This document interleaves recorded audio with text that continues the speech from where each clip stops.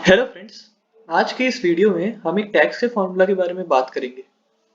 अक्सर हम जब कंपनी का फाइनेंशियल स्टेटमेंट्स का प्रोजेक्शंस बनाते हैं तब इनकम स्टेटमेंट बनाते वक्त हम लोग को टैक्सेस को लिखना पड़ता है। What will be the taxes for future years. तो उसमें बहुत प्रॉब्लम होता है क्योंकि उसमें हम लोग को हर एक एक ईयर में जाके उस ईयर का प्रॉफिट बिफोर टैक्सेस देखना पड़ता है और उसके साथ एप्लीकेबल रेट को मल्टीप्लाई करना पड़ता है, तब जाके वो टैक्स का फिगर आता है। तो इसी प्रॉब्लम को दूर करने के लिए मैंने सोचा कि क्यों ना एक ऐसा फॉर्मूला बनाया जाए जो ऑटोमेटिकली प्रॉफिट बिफोर टैक्सेस का अमाउंट को एसेस करके एग्जैक्टली निकाल सके कि मेरा टैक्स का अमाउंट क्या होना चाहिए। तो आइए उसी बारे में बात करते हैं। सबसे पहले जान लेते हैं कि टैक्स कब चार्ज होता है और कितना चार्ज होता है। टैक्स हम लोग तभी चार्ज करते हैं जब दो कंडीशन सेटिस्फाइड होते हैं। पहला, कि क्यूमुलेटिव इनकम पॉजिटिव हो। क्यूमुलेटिव इनकम मतलब बिजनेस का आज तक का सारा इनकम। याद रखिएगा, ये मैं प्रोजेक्शंस की बात कर रहा हूँ। तो अगर हम थर्ड ईयर में बात कर रहे हैं तो first year plus second year plus third year, तीनों ईयर का क्यूमुलेटिव इनकम पॉजिटिव होना चाहिए, तभी हम लोग टैक्स चार्ज कर सकते हैं। और सेकेंड कंडीशन है कि प्रेजेंट ईयर इनकम पॉजिटिव हो। अगर प्रेजेंट ईयर इनकम नेगेटिव है लेकिन क्यूमुलेटिव इनकम पॉजिटिव है, तब भी हम टैक्स चार्ज नहीं कर सकते क्योंकि प्रेजेंट ईयर इनकम नेगेटिव है। और वाइस वर्सा भी ट्रू है। तो अब मान लेते हैं कि हम लोग का प्रोजेक्शन में कोई कोई भी ईयर में ये दोनों कंडीशन सेटिस्फाई हो रहा है। तो अब हम टैक्स कैसे चार्ज करेंगे। तो अब टैक्स चार्ज करने के लिए हम देखेंगे कि क्यूमुलेटिव इनकम और प्रेजेंट ईयर इनकम दोनों में से कौन सा इनकम कम है। ये वाले दो कंडीशंस उसी को बता रहे हैं और ये सब टैक्स रेट्स एंड कंडीशंस है। तो इसके लिए एक फॉर्मूला बनाया जाए। तो चलिए देखते हैं टैक्स कैसे चार्ज होगा। सबसे पहले मैं इस शीट का इंट्रोडक्शन दे देता हूँ। इस शीट में मैंने सबसे पहले ईयर्स प्लॉट किया है, उसके बाद प्रॉफिट बिफोर टैक्सेस और उसके बाद टैक्स का अमाउंट। ये जैसे नॉर्मल एक इनकम स्टेटमेंट का प्रोजेक्शंस में रहता है वैसे है। उसके बाद ये है कंडीशंस जिसमें टैक्स चार्ज होगा। अगर taxable income is less than 1 crore, then tax will be charged at 26%. If taxable income is between 1 crore and 10 crores, then tax will be charged at 27.82%. And if taxable income is greater than 10 crores, then tax will be charged at 29.12%. ये conditions तभी satisfied होते हैं जब turnover of the business is less than 400 crore. ये assumption मैंने लिया है। If turnover is greater than 400 crore, then other tax rates apply होते हैं। तो उसके बारे में बाद में वीडियो बनाएंगे। और ये वाला पार्ट मैंने बस चेकिंग के लिए रखा है कि whether our formula is correct और नॉट। तो आइए टैक्स का फॉर्मूला बनाते हैं। तो सबसे पहले टैक्स चार्ज करने के लिए हम लोग को दोनों कंडीशंस को सेटिस्फाई करना पड़ेगा, यानी कि cumulative profit is greater than zero and the profit for the current year is greater than zero. तो आइए बनाते हैं फॉर्मूला। सबसे पहले अपने कंडीशंस को लिख लेते हैं। अब अपना दो कंडीशंस है और इफ फंक्शन में हम लोग एक ही कंडीशन डाल सकते हैं। तो उसके लिए मैं एक एंड फंक्शन यूज करूंगा यहाँ पे। इस एंड फंक्शन को डाल के मैं यहाँ पे दो फंक्शन डाल सकता हूँ। तो अपना पहला क्राइटेरिया क्या था, cumulative income should be positive. तो सम ऑफ क्यूमुलेटिव इनकम निकालने का यही तरीका है।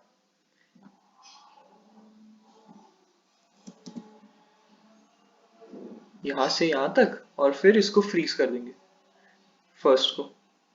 इससे क्या होगा कि लेटर ईयर्स में हम जब अपना प्रोजेक्शंस में ड्रैग करेंगे तब ये B3 कांस्टेंट रहेगा और ये क्यूमुलेटिव इनकम निकालता रहेगा। जब 2 3 में जाएगा तब ये सेल C3 होके क्यूमुलेटिव इनकम दे देगा हम लोग को। Now this should be greater than zero and this year income should be greater than zero. तो ये तो हो गया अपना कंडीशन। अब अगर ये कंडीशन सेटिस्फाई होगा तभी टैक्स चार्ज होगा। अब कितना टैक्स चार्ज होगा उसके लिए हम लोग देखेंगे कि क्यूमुलेटिव इनकम बड़ा है या फिर प्रेजेंट ईयर इनकम बड़ा है। जो इनकम छोटा होगा हम लोग टैक्स उसी पे चार्ज करेंगे। और तो सबसे पहले लिख देते हैं। इसको लिखने के लिए हम लोग को एक नेस्टेड इफ यूज करना पड़ेगा। इफ क्यूमुलेटिव इनकम यानी यही, if cumulative income is greater than present year income,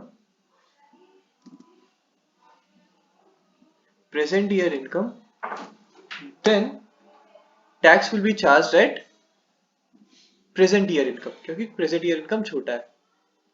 तो अब present year income पे कैसे टैक्स चार्ज करेंगे? अब present year income को देखेंगे कि present year income is less than 1 crore, कि greater than 1 crore but less than 10 crore, या फिर greater than 10 करोड़। तो इसके लिए हम लोग को एक और if यूज करना पड़ेगा। If present year income is less than 1 crore, 1 2 3 4 5 6 7, then tax will be charged at the rate of 26%. अब इस 26% कैसे दिखाएंगे? Simple, this multiplied by this will be the tax charged. Again एक और क्राइटेरिया हम लोग को डालना पड़ेगा, if taxable income is between 1 crore and 10 crore, तो उसके लिए एक और if यूज करना पड़ेगा, if taxable income is less than 10 crores, 1 2 3 4 5 6 7, then tax will be charged at present year income multiplied by this rate. Otherwise, अगर ये दोनों ही कंडीशन अनसेटिस्फाइड होता है, then tax will be charged at this multiplied by this. अब हम लोग को इन सबको फ्रीज कर देना चाहिए, जो भी टैक्स रेट्स है, जैसे B9, C9 एंड D9।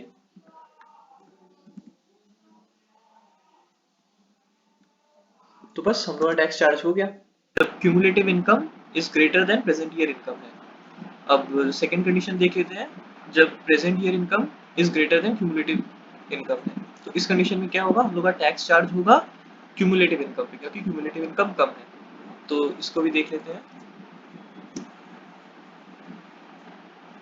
तो क्यूमुलेटिव इनकम पे क्योंकि टैक्स चार्ज होगा, तो हम लोग को क्यूमुलेटिव इनकम पे भी सेम क्राइटेरियाज को टेस्ट करना पड़ेगा। If cumulative income is less than 1 crore, then tax will be charged at cumulative income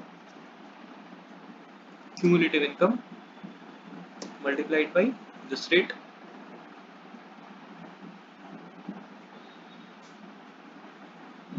Otherwise, हम वापस चेक करेंगे, if cumulative income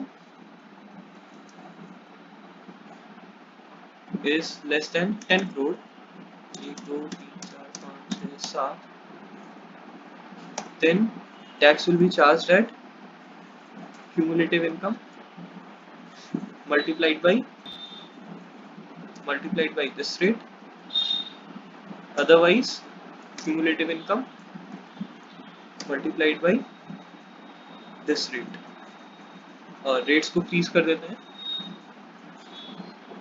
C9 freezed and B9 freezed। तो चलिए अब इसको क्लोज कर देते हैं। ये करते वक्त थोड़ा ध्यान रखिएगा, वरना बार बार वो प्रॉब्लम दिखाएगा। और अब एक जो फाइनल अपना पहला कंडीशन था, जो कंडीशन सेटिस्फाई होने से टैक्स लग रहा था, तो अगर वो कंडीशन ही सेटिस्फाई नहीं हुआ तो कोई टैक्स नहीं लगेगा। तो वैल्यू इफ फॉल्स में हम लोग 0 पुट कर देते हैं यहाँ पे। फाइनली देखते हैं, हम लोग का फॉर्मूला रेडी हो चुका है। अब इस फॉर्मूला को ड्रैग कर देते हैं।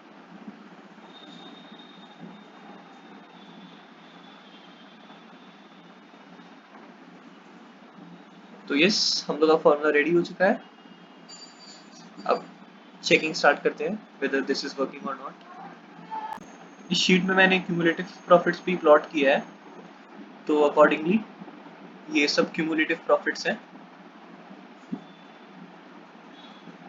तो पहला 2 साल तो क्यूमुलेटिव प्रॉफिट्स नेगेटिव है, तो कोई टैक्स चार्ज नहीं होना चाहिए। तो अपना मॉडल में भी कोई टैक्स चार्ज नहीं हुआ है। यहाँ तक इट्स फाइन। थर्ड ईयर में हम लोग का क्यूमुलेटिव प्रॉफिट पॉजिटिव हो जाता है और करेंट ईयर प्रॉफिट भी पॉजिटिव है, तो इस year lower of the two में टैक्स चार्ज होना चाहिए। तो हम लोग का क्यूमुलेटिव प्रॉफिट साफ साफ यहाँ पे लोअर लग रहा है, that is equal to 50 lakh rupees. तो हम लोग का टैक्स क्यूमुलेटिव प्रॉफिट भी चार्ज होना चाहिए 50 lakhs multiplied by, since it is less than 1 crore, so 26% पे। तो चेक कर लेते हैं ये कितना होगा। This multiplied by this 13 lakhs and this 13 lakhs। तो यहाँ तक तो ये फॉर्मूला ठीक लग रहा है। नेक्स्ट फोर्थ ईयर में जाते हैं। फोर्थ ईयर में दोनों प्रॉफिट्स पॉजिटिव है और यहाँ पे profit before taxes for current year seems to be lower, so tax charge होना चाहिए करेंट ईयर का प्रॉफिट पे। तो देख लेते हैं वो कितना होगा। This multiplied by this, wow this is also coming same. एक और चेक कर लेते हैं फिफ्थ ईयर के लिए। फिफ्थ ईयर में क्या छोटा लग रहा है, फिफ्थ ईयर में भी प्रॉफिट बिफोर टैक्सेस ही छोटा लग रहा है, तो इसी पे टैक्स चार्ज होना चाहिए। current year profit multiplied by, now the turnover is greater than 10 crores, sorry, taxable income is greater than 10 crores,